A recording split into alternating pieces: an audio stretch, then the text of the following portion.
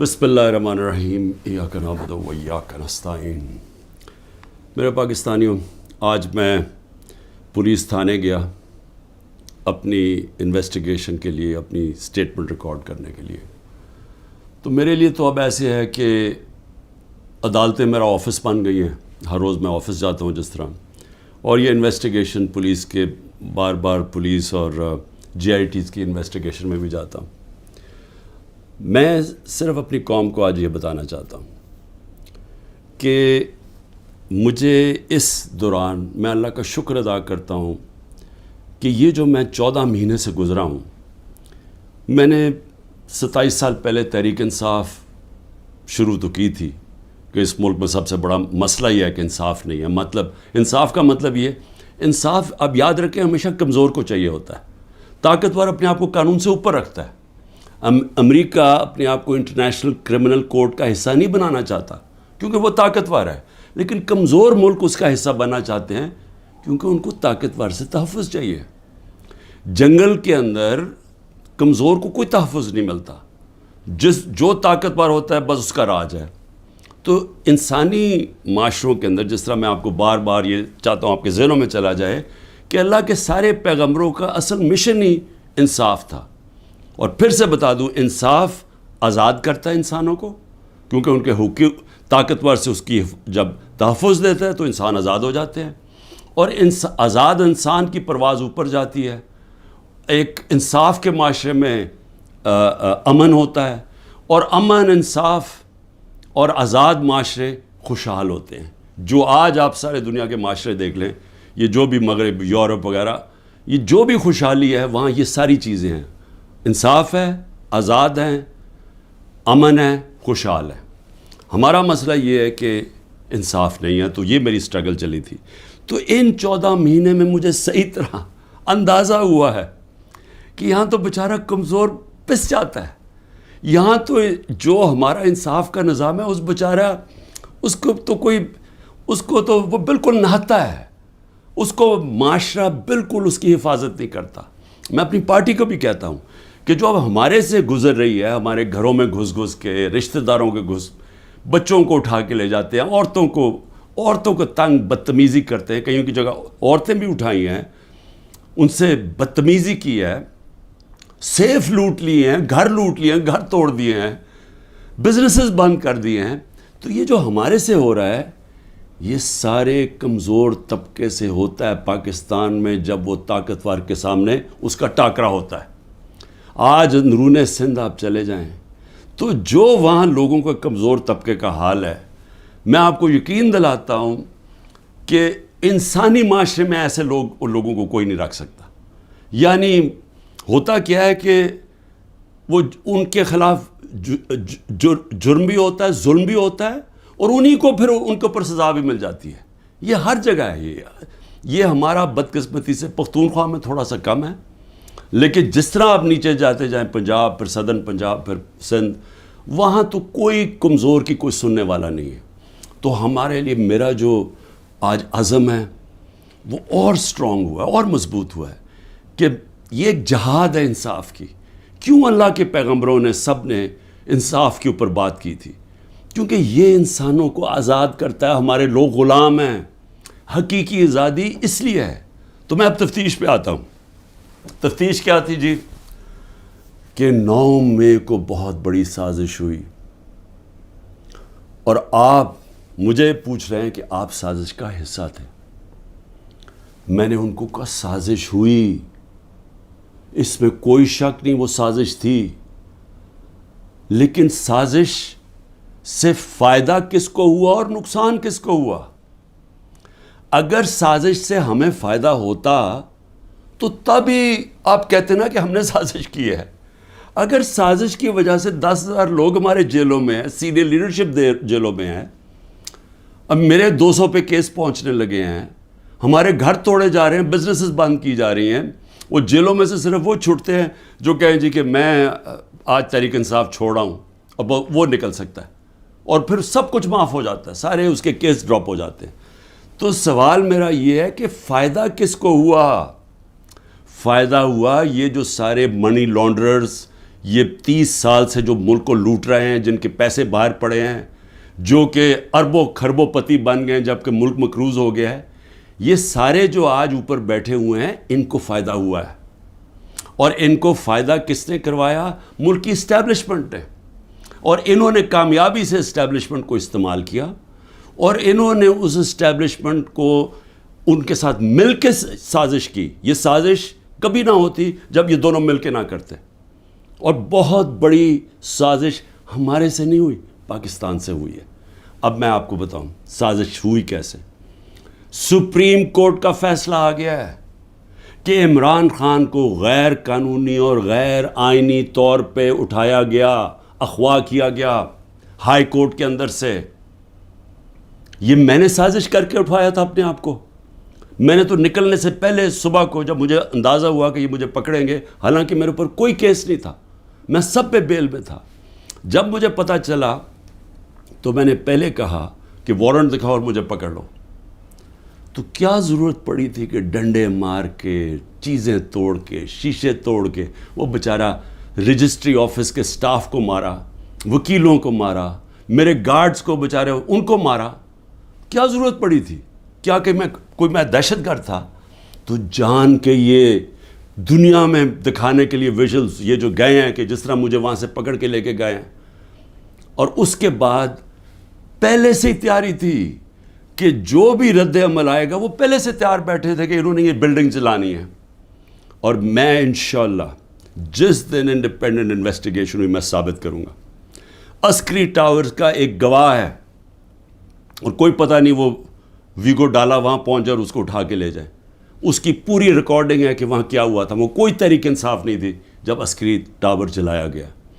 اور کیا آج آئی جی پنجاب جو دندناتا پھر رہا ہے، کیا اس سے کسی نے نہیں پوچھ رہا کہ وہاں سے 2 گھنٹے لگ رہے ہیں وہ لوگ آ رہے ہیں اور یا پروٹیسٹ کرنے کے لیے؟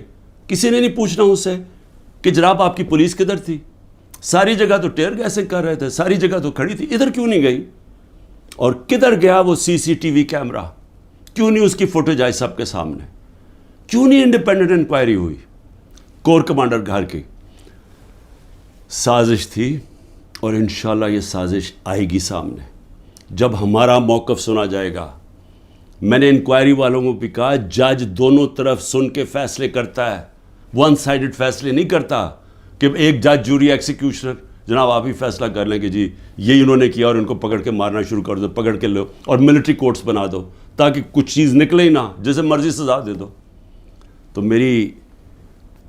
میری اپنی قوم سے جو میں آج کہنا چاہتا تھا وہ یہ کہ اس کو جس طرح استعمال کیا گیا، یہ نہیں کہ انہوں نے تحریک انصاف کو پلان کر کے ختم کرنے کی کوشش کی ہے.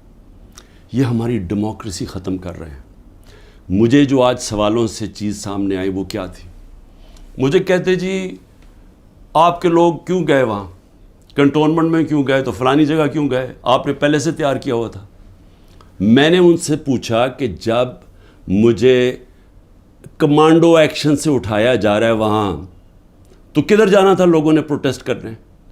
تو اس کی باتوں سے مجھے یہ لگا کہ آپ کو پرامن احتجاج کرنے کی اجازت نہیں ہے کہیں جی ایچ کیو کے سامنے یا کنٹونمنٹ کے سامنے. مجھے بتائیں آئین میں کدھر لکھا ہوا ہے؟ کہیں آئین میں لکھا ہوا ہے تو میں مانوں کہ میں نے قانون توڑا ہے. آئین میں لکھا ہوا ہے کہ آپ کا حق ہے، ہر پاکستانی کا حق ہے کہ جب ناانصافی ہو، سمجھ لیں ناانصافی کے خلاف آپ پروٹیسٹ کر سکتے ہیں پرامن طور پہ.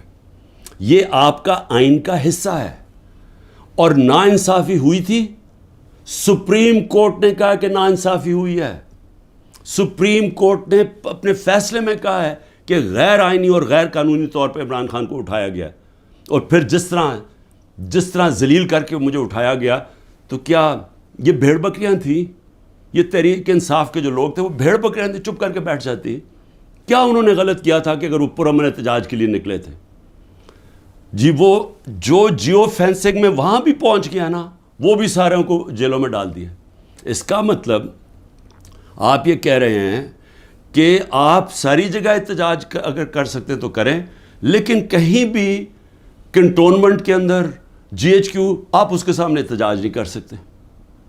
آپ ذرا غور سے سمجھیں کہ اس کا مطلب کہ آپ نے کہا ہے کہ اگر وہ قانون توڑیں بھی تو وہ قانون سے اوپر ہیں. یہ مطلب ہو گیا نا اس کا. میرے اوپر ایک کیس کیا ہے کہ میں نے ملک سے غداری کی. ملک سے کیا غداری کی کہ جنرل فیصل نصیر کو میں نے کہہ دیا ڈرٹی ہیری, اور میں نے اس کو کہا کہ یہ ذمہ دار ہے میرے قتل کا کرنے کی کوشش پہ. اس کو کہا جی آپ نے ملک سے غداری کر دی. اس کو ملک سے غداری کہہ رہے ہیں.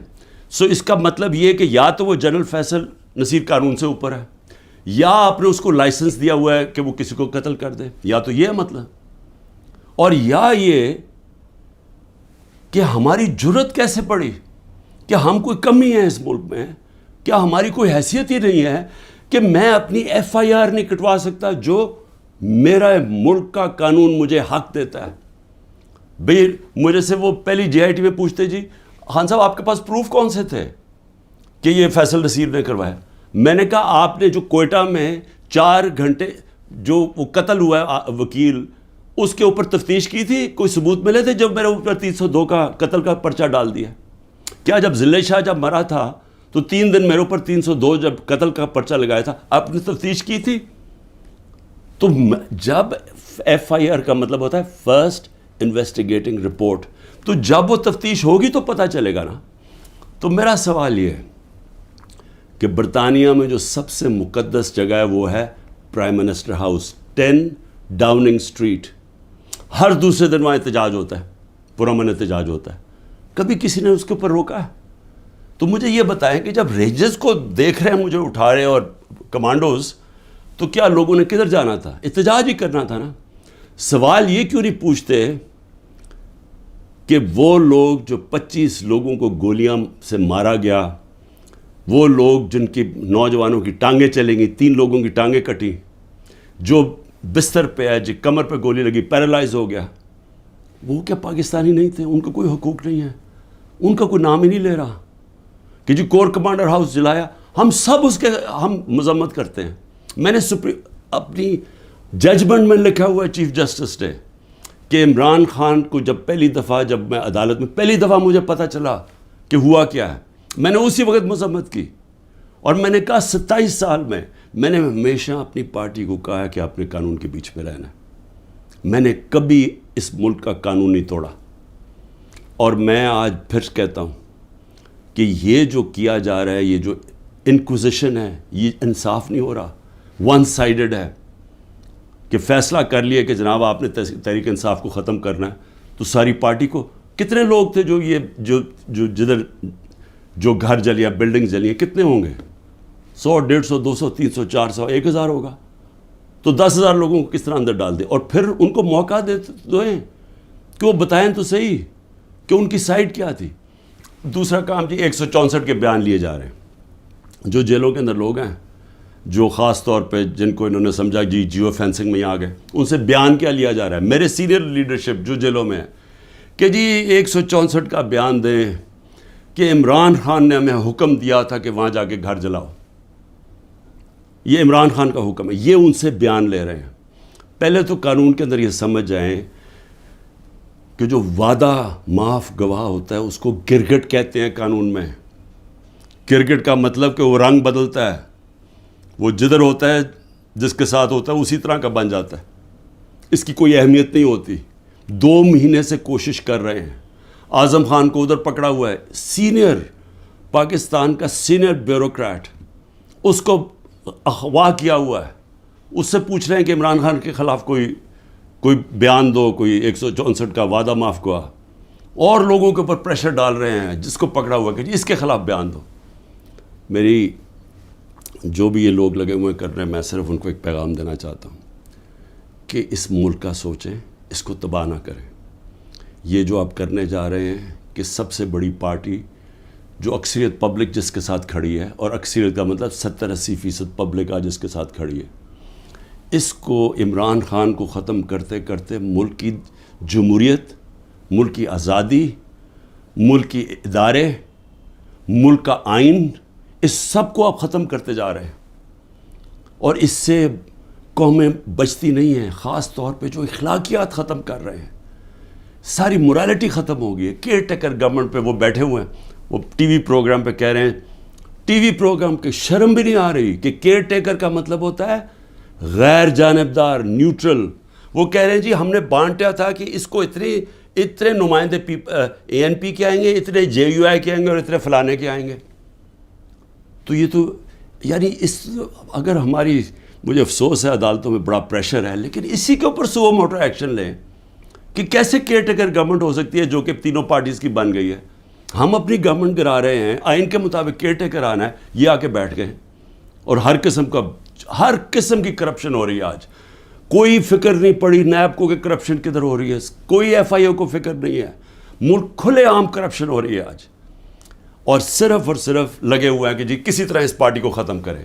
تو میں صرف ایک تو یہ کہنا چاہتا تھا آج کہ میرا یہ جو ہوا ہے آج تفتیش, مجھے حیرت ہوئی کہ وہ یہ, بلکہ وہ ان کے ایسے وہ بول رہے تھے جیسے کہ آپ احتجاج بھی کرنا آپ کے لیے آپ نے کوئی غداری کر رہا ہے ملک کے ساتھ, تو پھر جمہوریت ختم کر دیں, کہہ دیں مارشل لا لگ گیا, کہیں کہ پھر جناب جو مرضی وہ فیصلہ کریں گے وہ کریں گے. لیکن جمہوریت کے اندر ہمارا حق ہے کہ ناانصافی جب ہمارے سے ہوتی ہے اور سپریم کورٹ نے کنفرم کیا تو اس کے بعد ہمارا رائٹ ہوتا ہے پرامن احتجاج. اور میں پھر سے کہتا ہوں کہ جن لوگوں نے جلایا تھا کور کمانڈر گھر یا جو بھی جلائی ہیں بلڈنگز, ان سب کے اوپر ایکشن لینا چاہیے. میں سب سے پہلے کہتا ہوں, اور ہمیں کوئی انفارمیشن ہو ہم بھی آپ کی مدد کریں گے ان کے اوپر ایکشن لینے کے لیے, کیونکہ ہم نے نہیں کیا. دوسری چیز ہی اسرائیل آیا جی, اسرائیل کے اوپر ایک گورنمنٹ منسٹرز کہہ رہے ہیں کہ جی دیکھیں عمران خان کے, اسرائیل نے عمران خان کے لیے سپورٹ کر دیا. پہلے تو یہ ذرا میرے بیان سن لیں, یہ جب میں پرائم منسٹر تھا, یہ میرے بیان صرف یہاں نہیں ہیں, 2 پاکستان میں بھی ہیں اور امریکہ کے اندر جا کے میں نے یہ بیان دیا ہے. یاد رکھیں امریکہ کے اندر سب سے تکڑی لابی اسرائیل کی لابی ہے. امریکہ کے اندر سننے کے میں نے بیان کیا دیا, اور پاکستان میں بھی پرائم منسٹر ہوتے ہوئے. Next questioner. There's been talk about Pakistan forming relations with Israel, and we know the winds of change are blowing through the Middle East. Is this in the cards, and why? I'm afraid I don't know where this has come from. It's not. Pakistan has a very straightforward position, and it was a founder of Pakistan, Quaid-e-Azam, Muhammad Ali Jinnah, who was very clear that, there has to be a just settlement, a homeland for Palestinians before Pakistan can recognize Israel. جو بھی کوئی ملک کرے, ہمارا تو موقف بڑا clear ہے, اور ہمارا موقف قائد اعظم محمد علی جناح نے 1947 میں کلیئر کر دیا تھا, 1948 میں, کہ ہم اسرائیل کو کبھی تسلیم نہیں کر سکتے جب تک فلسطینوں کو ان کا حق نہیں ملتا, ان کو ایک جسٹ سیٹلمنٹ نہیں ہوتی. جو 2 نیشن تھیوری تھی پیلسٹینین کی کہ ان کو پورا ایک ان کی اسٹیٹ ملے جو کہ پیلسٹینین فیصلہ کریں, ٹھیک ہے. جب تک وہ نہیں ہوتا, اگر ہم وہ تسلیم کر لیتے ہیں تو ہمیں پھر کشمیر کا بھی, ہمیں ایگزیکٹلی سچویشن کشمیر کا ہے تو ہمیں وہ بھی گیو اپ کرنا چاہنا چاہیے. تو اس لیے پاکستان نہیں تسلیم کر سکتا اسرائیل کو. اب امریکہ میں میری بیان کی کیا اہمیت ہے, کیونکہ یہ جو 2 ہیں نا, نواز شریف اور زرداری یا ان کے بچے, میں چیلنج کرتا ہوں کہ یہ جا کے امریکہ کیا پاکستان میں بیان دے دیں ان کے خلاف, لیکن امریکہ میں جا کے دیں. یہ میں کہتا ہوں کہ ان کی اتنی جرت نہیں تھی کہ جب امریکہ نے اور ہندوستان نے مل کے موڈی کے دورے پہ امریکہ جب جوائنٹ سٹیٹمنٹ دی اور انہوں نے کہا کہ پاکستان کا نام لیا, بائیلیٹرل ٹاکس میں پاکستان کا نام آتا ہے کہ جی پاکستان کراس بارڈر ٹیررزم کر رہی ہے اور پاکستان کو بند کرنی چاہیے. کسی کا بیان نکلا کسی کے منہ سے, کہیں وہ بیٹھا ہوا نواز شریف کہ اس کے منہ سے کوئی آواز نکلی, کہیں زرداری کے منہ سے کوئی آواز نکلی؟ نہیں نکلے گی. جب 400 ڈرون اٹیک ہو رہے تھے پاکستان میں, جو دنیا میں کوئی مثال ہی نہیں ہے کہ آپ جس کے لیے جنگ لڑ رہے ہیں وہ آپ کے ملک میں ڈرون اٹیک کر رہے ہیں, ان کے منہ سے ایک لفظ نہیں نکلا. اور میں آج اپنی اسٹیبلشمنٹ سے پوچھنا چاہتا ہوں کہ آپ ان لوگوں کی آج حمایت کر رہے ہیں جن کے اربوں روپے نہیں ڈالر باہر پڑے ہوئے ہیں. یہ کبھی بھی ایک لفظ نہیں کہیں گے ان لوگوں کے پاس جن کو پتہ ہے کہ وہ کسی وقت ان کے، جس طرح وہ روسیوں کے اب ڈالر ضبط کر رہے ہیں نا، ان کی روسیوں کی پراپرٹیز جب سے جنگ ہوئی ہے ضبط کر رہے ہیں، وہ کبھی بھی ان کے ڈالرز، کیونکہ چوری کا پیسہ ہے اور اربوں ڈالر پڑا ہوا ہے ان کا باہر، یہ کبھی ان کے خلاف بات نہیں کریں گے، یہ اپنے ملک کے لیے کبھی کھڑے نہیں ہوں گے. یہ تو ان کو تو ہندوستان سے جان جاتی ہے، کیونکہ ان کو پتہ ہے کہ ہندوستان کی اور اسرائیل کی لابی بڑی مضبوط ہے امریکہ میں، تو یہ تو کبھی بھی نہیں ملک کے لیے سٹینڈ لے سکتے. تو ان کی جو بیکنگ کی جا رہی ہے، میں یہ سوال پوچھتا ہوں کہ آج عمران خان کو تو دہشت گرد ثابت کرنے کی کوشش کی جا رہی ہے. مجھے یہ بتائیں کہ کبھی عمران خان نے ایسی حرکت کی کہ امریکنوں کو میسج بھجوایا جائے اپنے ایمبیسڈر حسین حقانی کے ذریعے میمو گیٹ کے اندر، وہ جو میمو گیٹ تھا، امریکنوں کو کہہ رہا ہے کہ ہماری فوج سے ہمیں بچا لو، اس کو آج پرائم پوزیشن میں بیٹھا ملک کے فیصلے کر رہا ہے. اور دوسرا، جس کو اتنا پیار تھا مودی کے ساتھ کہ اس کو گھر پہ شادی پہ بلا لیا، جبکہ وہ پاکستانی فوج کو پاکستان کے آرمی چیف کو دہشت گرد کر رہا تھا مودی. وہ کہتا پرائم منسٹر ٹھیک ہے لیکن وہ تو پتلا ہے، دہشت گرد پاکستانی فوج کو کہہ رہا تھا. ڈان لیکس کے اندر کیا ہوا؟ وہی کہہ رہا تھا نا کہ ہم تو بے بس ہیں جناب، ہماری فوج دہشت گردی کر رہی ہے. وہ لوگ آج ملک کے فیصلے کریں اور وہ بیٹھ کے باہر بیٹھ کے اپنے بڑے بڑے محلات کے اندر، اربوں روپے کی پراپرٹیز کے اندر وہ بیٹھ کے جناب وہاں فیصلے کریں کہ جی ملک میں کیا ہوگا، ملک میں الیکشن کب ہوگا، وہ فیصلے کریں. اور یہاں کیا نظر نہیں آ رہا ہماری اسٹیبلشمنٹ کو؟ آپ کو نظر نہیں آ رہا کہ یہ کر کیا رہے ہیں اس ملک کے ساتھ؟ کیا ان کا انٹرسٹ ہے پاکستان سے؟ کیا جب مشکل پڑی یہ ملک سے باہر نہیں بھاگے؟ کیا اسٹیبلشمنٹ نے خود، میں گواہ ہوں جتنی دفعہ مجھے انہوں نے ان کی کرپشن کے کیسز بتائے ہیں، میں گواہ ہوں جب جنرل باجوہ نے بتایا کہ انہوں نے فلانے ملک سے کتنی کمیشن اربوں ڈالر کی کمائی، میں گواہ ہوں کہ جب انہوں نے بتایا کہ یہ آصف زرداری کے جو کیسز ہیں، یہ شروع کی بات تھی، بعد میں تو ڈیلنگ کر لی انہوں نے. جنرل مشرف نے جب اس کا نیب کا پہلی دفعہ جو چیئرمین بنا جنرل امجد، مجھے بریفنگ دی گئی کہ ان کی کتنی پراپرٹیز ہیں ملک سے باہر. یہ تو پکڑی گئی ہے نا ایون فیلڈز کی اور 2-3 اور، باقی کتنی پراپرٹیز ہیں؟ میں بات کر رہا ہوں تب کی، آج سے 20 سال پہلے کی. اس کے بعد جو لوٹ مار انہوں نے 10 سال کی وہ اس کے اوپر ہے، اور آج جو کر رہے ہیں. تو کوئی ہمیں فکر نہیں ہے کہ ہمارا ملک بینکرپٹ ہو چکا ہے اور ہم آج انجینئرنگ کر رہے ہیں ہماری اسٹیبلشمنٹ کہ یہی لوگ پھر واپس آ جائیں؟ تو کوئی فکر نہیں ہے ملک کی. کیا یہ عمران خان نے کوئی ٹھیکہ لیا ہوا ہے کہ وہ سارا وقت یہ سارا برداشت کرے یہ جو ہو رہا ہے آج، اور صرف وہی اسی کے اوپر سارا رکھے کہ جی اس کو کسی طرح دبا دو؟ کس کا فائدہ ہے اس میں؟ اور اس لیے میں آخر میں صرف یہ کہنا چاہتا ہوں کہ دیکھیں یہ بڑی خواب ہے پاکستان کی، بڑا، اس کے لیے بہت بڑے ذہن تھے علامہ اقبال، اس کے لیے جس نے کس طرح کی سٹرگل کی، وہ بہت ہی بڑے لیڈر تھے، قائد اعظم. اور وہ لوگوں نے اس ملک کو جس طرح بنایا، اور جس طرح قائد اعظم نے جب پہلی دفعہ پاکستان آئے، جب ابھی پاکستانی بنا 3 ہفتے پہلے آئے، تو انہوں نے کہا کہ اپنے اے ڈی سی کو کہ میں نہیں سمجھتا تھا کہ میری زندگی میں یہ پاکستان بنے گا.